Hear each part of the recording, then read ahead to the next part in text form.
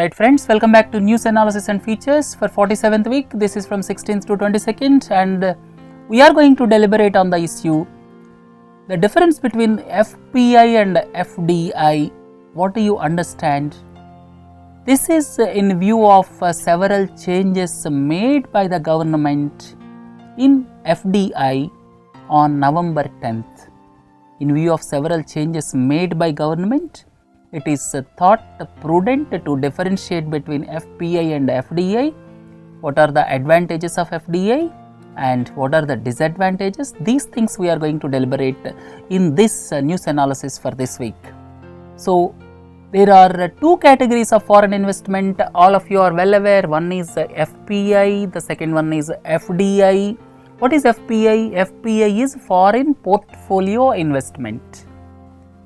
Previously, there were several categories like foreign institutional investors, qualified foreign investors, sub-accounts. These were all merged and renamed as foreign portfolio investors. Pension funds, insurance funds abroad, they all comes under foreign portfolio investors, and these investments are the investments made in Indian stock markets. Money will flow in from abroad. I have given in this illustration the money under foreign portfolio investment will flow in from developed countries.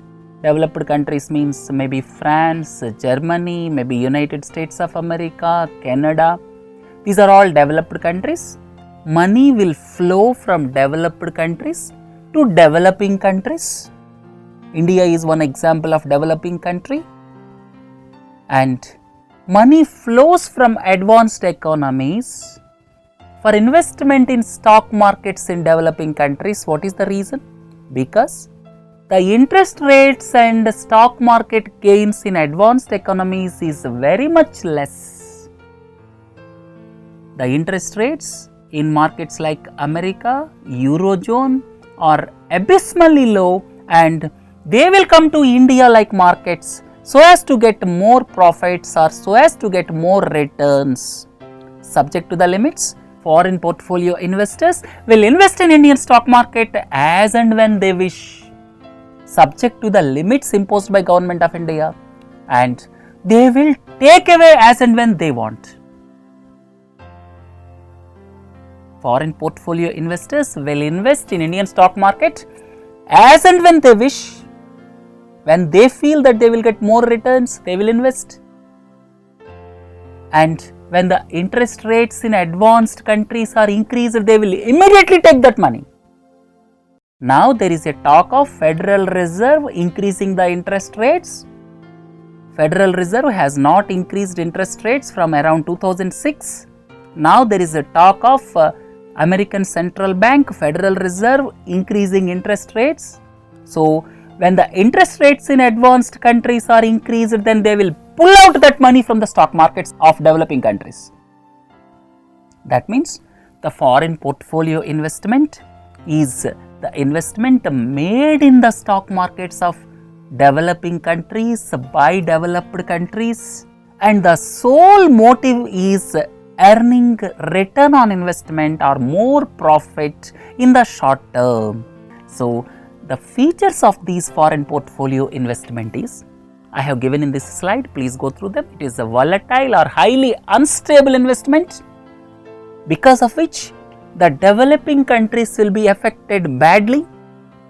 Second important point is, FPI flows depend on the interest rates or macroeconomic scenario or monetary policies of developed countries.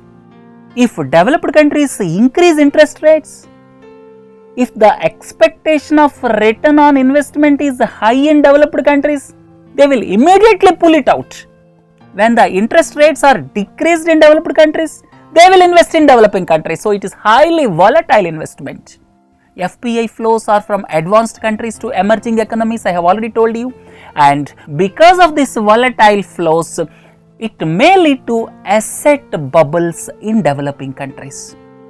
Stock market may rise suddenly, may crash suddenly.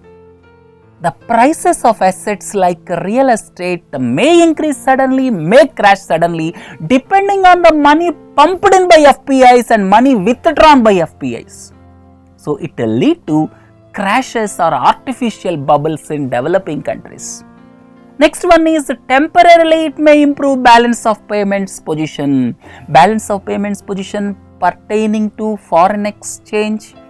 Temporarily it may improve the balance of payments position because of foreign inflows, but in the long run you cannot anticipate anything because it is highly volatile, and it may lead to appreciation or depreciation of currencies. When heavy capital flows are there, artificially the developing economies' currencies like rupee may appreciate. If they pull out money, the currency may depreciate.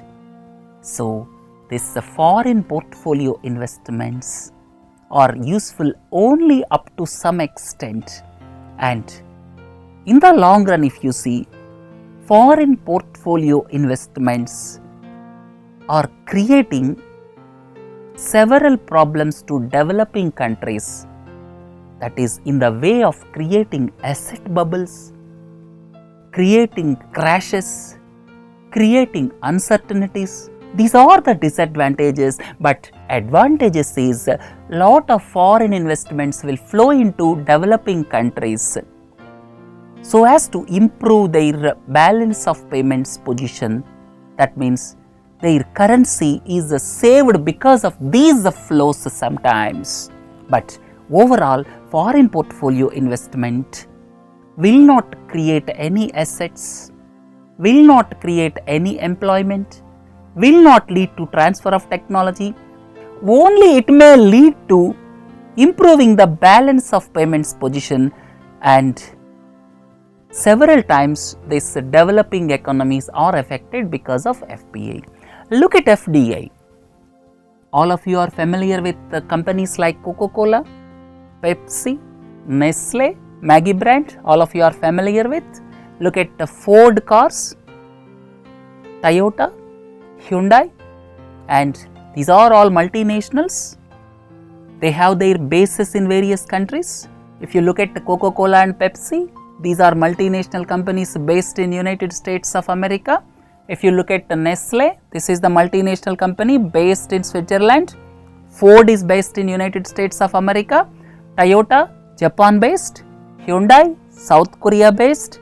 So, these are the multinational companies and they are investing in our country. That is FDI, foreign direct investment.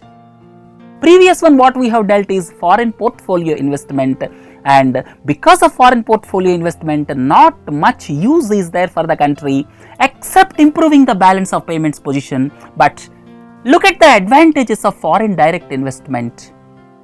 Please look into this illustration. Flow of FDI from foreign land for establishing their multinational companies in our country like PepsiCo, Coca-Cola, Hyundai, Toyota, Ford. So, the advantages of foreign direct investment is it is stable. If they are pumping in $10 billion for establishing their industry here, they cannot take that away. It is more stable investment. Second one is it creates assets here. Third important point is it brings in new technology to the country. Then it creates employment, most important point. It aids in the growth of gross domestic product, that is GDP.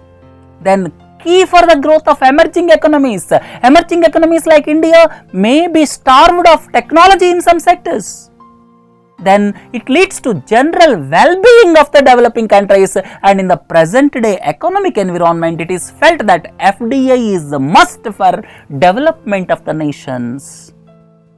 Right? So, these are the advantages of foreign direct investment, and in a nutshell, the advantage of FPI is in a short term, it may lead to temporary stopgap arrangement for improving the general balance of payment situation in the country, but the advantages of FDI far outweigh the advantages of FPI, and I have already listed here. FDI is stable, it creates jobs, it brings in technology, it aids GDP growth, and it is the key for the growth of developing countries or emerging economies, right? So, keeping this in mind, each and every country, each and every developing country, or you can say emerging economy, will try to attract more FDI. And recently, Government of India made several changes on 10th November in the FDI policy, and 35 changes were made across 15 sectors. And FDI, which is most essential for construction sector, several norms were eased. Then FDI through several routes was kept under automatic route, and individual sectoral limits were removed. Previously, there was a sectoral limit under the total limit. If total limit is 74%, there is a limit for FPI is 24%, like that. So, these sectoral limits were removed under certain sectors, and most of the proposals were kept under automatic route. And two things I would like to tell you about foreign direct investment. One is foreign direct investment rules and regulations are notified by Department of Industrial Policy and Promotion, or DIPP, which is under the Ministry of Commerce and Industry. So, Ministry of Commerce and Industry is the nodal agency for foreign direct investment regulations. And at the same time, please don't forget, if the proposal is to be through automatic route, foreign direct investment to our country comes through two routes. One is automatic, the other one is government route. If the proposal is through automatic route, then nobody else approval is required. But if the proposal is through government route, then it requires approval of FIPB. FIPB is under the Ministry of Finance, please don't forget. If the FDI, as per the laid down norms, is to come through government route, then it requires the approval of Foreign Investment Promotion Board, which is under the Ministry of Finance, right? So, several proposals are kept under automatic route. That is much more liberalization, you can say. And through FIPB route also, the investment limit, that is through government route, through FIPB, the limit is increased to rupees 5,000 crore from the existing rupees 3,000 crore. So, these are the major changes. If you look at the sector-wise changes, construction sector, conditions like minimum floor area requirement of rupees 20,000 square meters and minimum 5 million capital, these restrictions were altogether taken out. And the second thing is, the companies which are investing in our country can exit after the lock-in period of 3 years.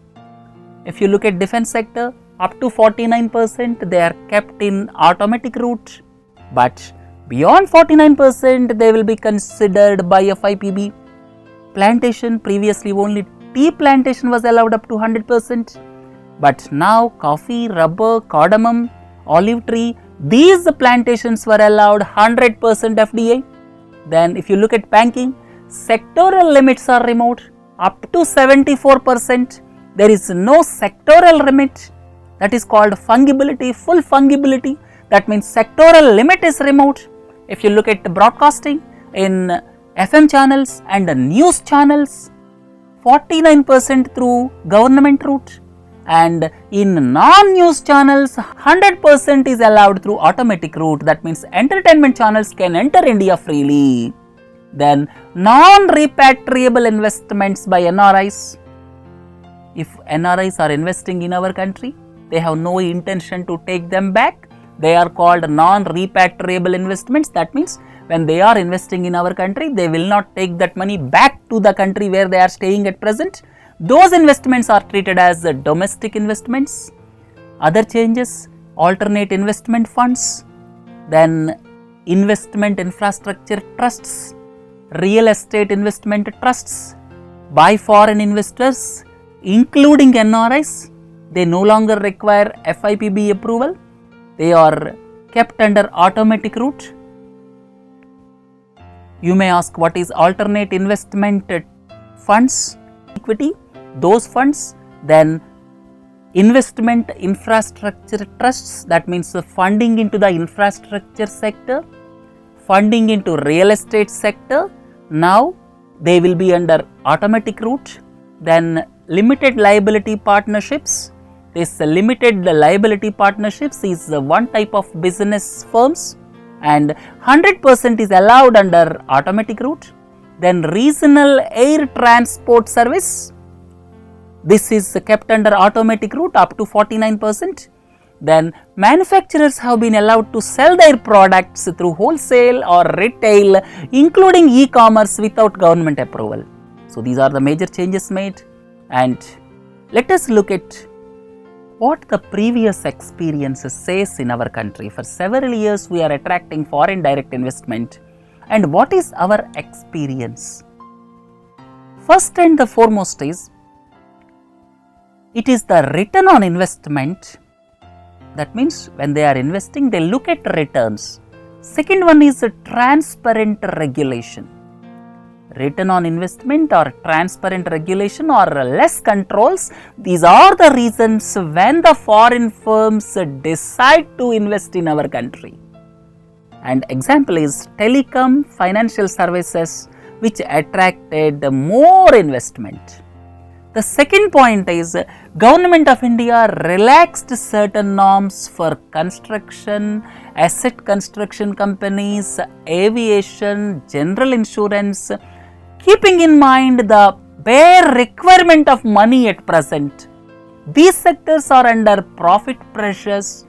Basically, Government of India released during the past few years FDI norms in these sectors with a view to bail the domestic firms out. Domestic firms are under severe profit pressures, and it appears that the government's intention is to bail them out, and for those sectors, foreign firms may not come forward in a big way when we compare with the telecom or financial services. Third point, sectors like tea plantation, fertilizers, air transport could not attract much FDI. The reason is less profitability, and the other reason is probably more regulatory measures in the country in these sectors.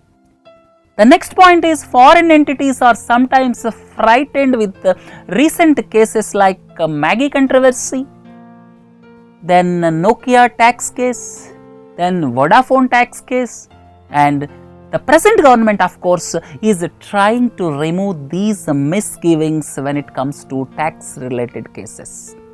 So if you want final comments on FDI, the advantages I have already told you. It is stable investment, creates employment, brings in technology, inevitable for the growth of the developing country. But what is the final comment? The final comment is, FDI will normally flow into sunrise sectors which are in nascent stage of development. That means there is a lot of scope for growth. Normally in those sectors, FDI will flow in. That means the sectors which are in the initial phase of growth and there is a lot of scope for growth, in those sectors only normally FDI will flow in. The example is telecom and technology related attracted more investment than any other sectors. Second worrying point for the country is, in some sectors FDI is coming into brownfield projects, but it is not leading to greenfield development. You may ask, what is the difference between brownfield and greenfield? If the existing firm is expanded, if the existing company is expanded by taking over, that is brownfield development. If altogether new one is coming, that is greenfield development. Especially in pharmaceutical sector, FDI is coming basically in brownfield sector, not in greenfield sector. Then what will happen? If foreign firm is coming and taking over domestic firm and expanding it, then the domestic industry is suffering. When foreign direct investment is coming and it is acquiring the Indian firm and developing it further, then what will happen? Then the domestic industry will suffer. Greenfield development is not taking place in pharmaceutical sector, but it is coming in brownfield development in pharmaceutical sector and some other sectors. That is not expected and that is not good for the country. Third one is, sometimes it is detrimental to the growth of domestic industry. As I have already told you, when greenfield development is taking place, then it may be beneficial to the country, but when existing firm is taken over, then it is not beneficial to the country. Then fourth one is MNCs are taking away substantial money as royalty payments. They are establishing their company here, but they are taking away substantial money as royalty payments because of using their intellectual property rights. That is taking away a lot of income away from the country, which is also sometimes working against the growth of the country. So, these are the drawbacks or the experience which showed in our country during the past several years, but all said and done, as I have noted in the beginning, FDI is good for the country and there are some drawbacks what we have discussed now, but foreign portfolio investment FPI will act as a temporary measure to salvage the balance of payments position, but in the long run there is an element of uncertainty on FPI investments, but FDI is stable and inevitable for the growth of a developing country. In spite of the drawbacks what I have listed here, FDI is inevitable for the development of developing countries in the present day economic environment. Right friends, let us hope the changes made by the central government in FDI norms will lead to lot of FDI flows into the country, right? Have a nice day. Thank you.